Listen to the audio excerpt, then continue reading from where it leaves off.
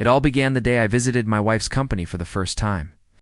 We had been collaborating on a joint project, which finally gave me a legitimate reason to step into her workplace.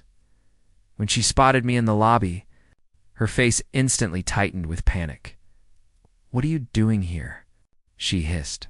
"Didn't I tell you I'm swamped? Go home." I opened my mouth to respond, but a colleague suddenly stepped between us. "Hey man," he warned, "don't try anything funny with Katerina.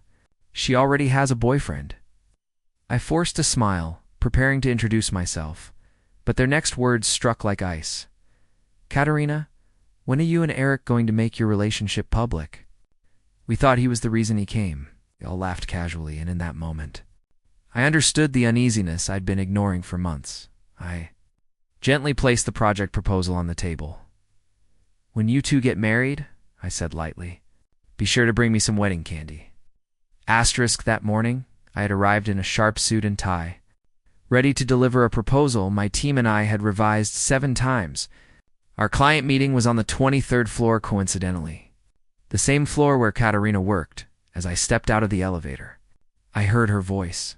She was standing close to Eric, her former university classmate, now creative director. Their conversation flowed easily. It's full of admiration and shared enthusiasm. "This concept is brilliant, Eric," she praised. He chuckled. "Only because you see the brand's soul better than anyone." I watched them laugh together again when I approached. She glanced at me, the brief flicker of fear vanishing into a blank expression. "I don't know him," she told a colleague who asked. Those 4 words cut sharper than any argument we'd ever had. I held myself together through the meeting, but the moment I walked out of the building, the drizzle outside matched the heaviness inside me. Asterisk, when I returned home late that night, a delicately wrapped box sat on the coffee table. Inside was Eric's award-winning portfolio, complete with a handwritten dedication to the one who understands my work the most. The pages were Katerina's careful pencil notes admiring every detail of his creativity. I remembered the portfolio. I'd once shown her my own collection of achievements. She had flipped through it carelessly, calling it outdated, before discarding it altogether. Now, Eric's portfolio sat proudly in our home.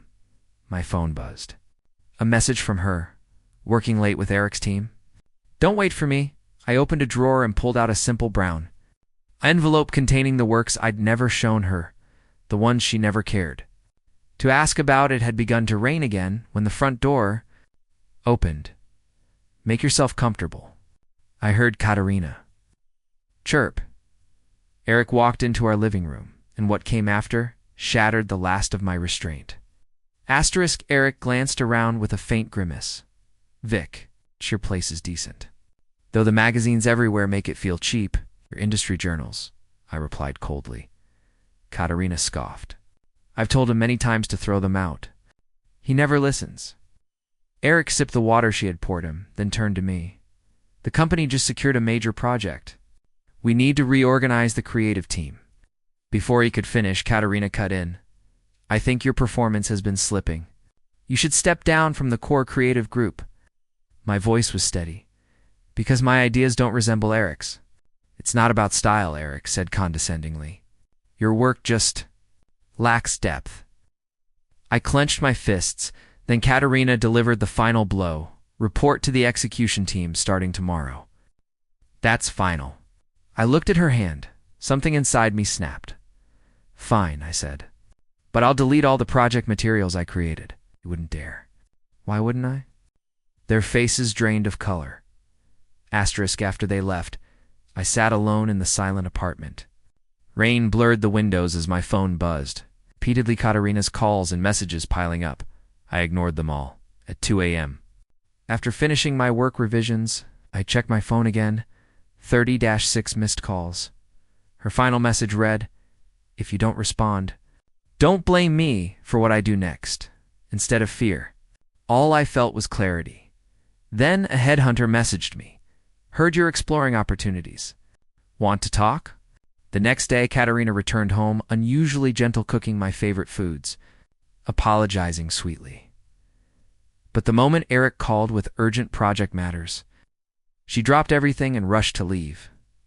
"Katerina," I said, "do you know what today is?" She froze. "Our 4th wedding anniversary." She lowered her gaze. "I'll make it up to you when I get back." "No need." "What do you mean?" "I've written the divorce papers. Sign them after you're done with your true priorities." Her shocked expression was the last thing I saw before closing the door. Asterisk, the headhunter offered me an interview at Sunflower, a rival agency. During the meeting, the interviewer revealed something stunning. Several award-winning campaigns credited to Eric were actually your concepts. We looked into the timeline. My stomach tightened, so my suspicion had been true. Someone had replaced my name with his before submission. The interview ended with an offer 50% higher than my current salary, plus full creative control. When I returned home, Katerina confronted me. "Your job hunting?" At a time like this, I ignored her and headed to the study. "You can't go to Sunflower," she snapped. "Eric has history with their creative director. You'll ruin your career." She kept talking, but her words only confirmed what I already knew. She and Eric had stolen my ideas and she intended to keep me beneath them forever. Finally, I pulled out the divorce agreement. "You should read this." She froze. "We're getting a divorce." Impossible. But when I showed her the audio recordings I had kept of their plagiarism, their threats, her face turned ghostly pale.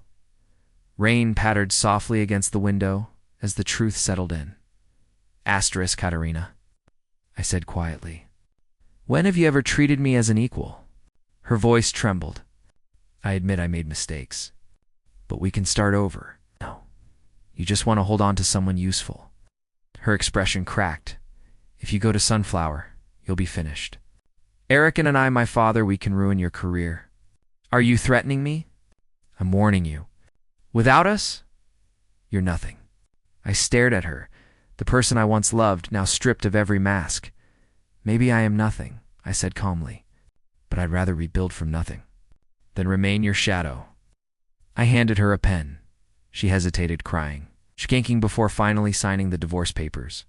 When I walked out, she whispered, "Victor, do you really feel nothing for me anymore?" I didn't look back.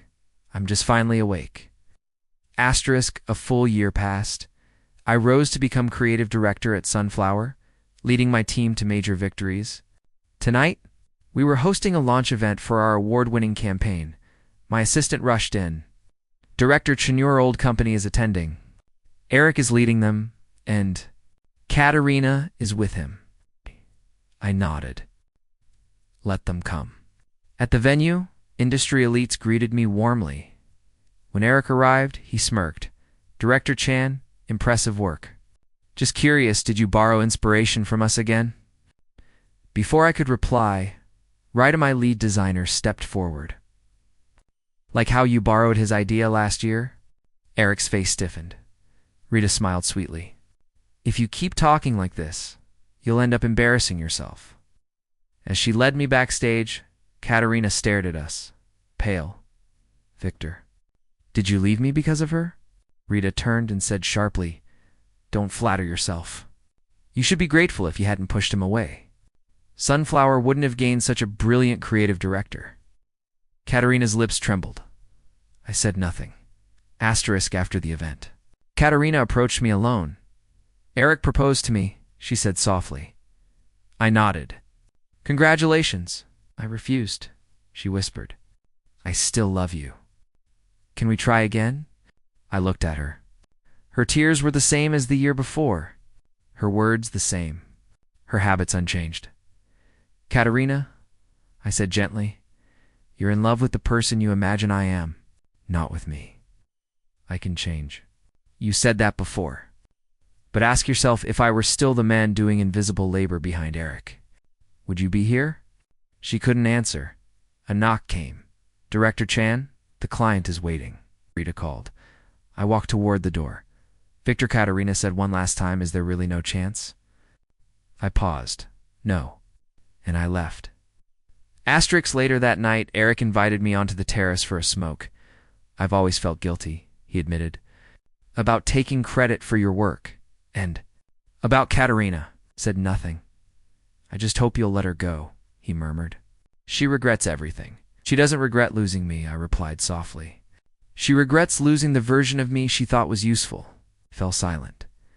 When the banquet ended, Rita offered to drive me home. I chose to walk. The night breeze was cool, the city glowing around me at a convenience store. The clerk was watching an ad I had created. This idea is brilliant, he said proudly. I smiled, not revealing my identity. Outside, under the soft glow of streetlights, I opened a message from Rita. Don't be late for tomorrow's meeting.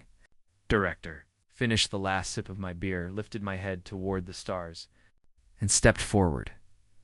I had lost a destructive marriage, but gained myself, and the future was finally bright.